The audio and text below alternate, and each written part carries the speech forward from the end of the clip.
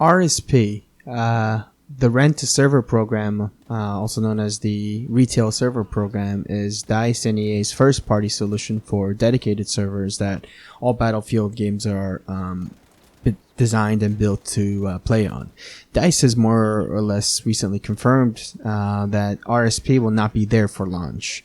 And based on the other anonymous rumblings and just by the look of things and their schedule, which we know to be jam-packed with addressing other things like, bugs, the issues with vehicles, and of course this new Battle Royale mode, which I understand is not being made by DICE, but it's still a resource that is being spent on it. From the budget, which is apparently looking set to be their first big post-launch release. It's really looking like, at the very least, that RSP is just not going to be offered for the first couple months, at the very least, potentially 3 to 4 months after launch.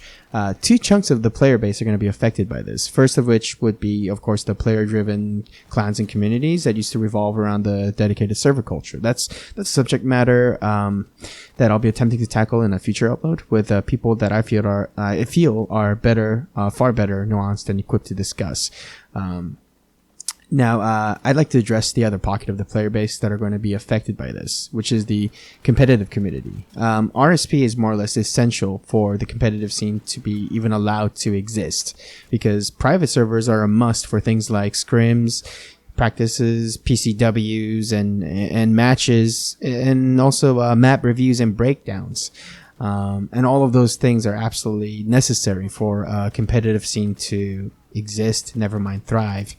The competitive scene suffered through a similar situation in Battlefield 1, where after the RSP became available after a couple months after launch, the private servers didn't even become an option for yet many more months, not becoming available until well into the next year after release. And this, combined with other issues like the lower skill ceiling for general mechanics in the game, more or less ensured that the competitive scene for any game type would ever really take off in Battlefield 1, and it didn't. And there was, of course, the Incursions Initiative, which I would summarize basically as being too little too late.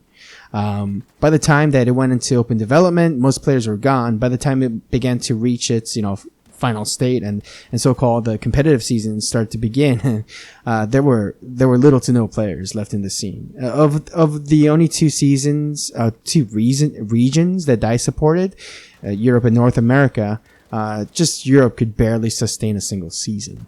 In Battlefield 5, with DICE being completely enraptured with, the damage control and its rather lukewarm reception of the marketing efforts and the rather buggy and concerning beta, DICE seems to have completely tossed the support of the competitive scene to the back of the line. And really, the competitive scene will be far more tolerant of a few niggling bugs as long as it's at least the fundamental support, really just the license for it to exist is made available during the launch period. There's a lot of promise for what the competitive players have been begging for in this particular iteration of the game. And of course, there's some other stuff like the vehicles, but we'll address that at a different time. Of course, with someone else that I feel are better equipped to discuss it. But if the competitive scene is literally not allowed to exist, they'll be even quicker to leave and more permanently than the greater player base. And I think this is going to be a big mistake, and even more so because it's a mistake that's been made before. It's imperative that the competitive scene and its prospective players are allowed to evaluate the capacity of the game to support such a scene in the first month or two of the game's launch. And generally, that's that's at best the maximum amount of time that most people are going to give the game to really decide on it. And I would really say most players are going to completely check out of ever playing the game or even the series, really, if DICE has yet again nothing to show to support the scene or allow it to exist in the first month. Maybe no more than a couple of weeks at most. And I don't mean just DICE showing and releasing release schedules. That's not enough. It's a big middle finger.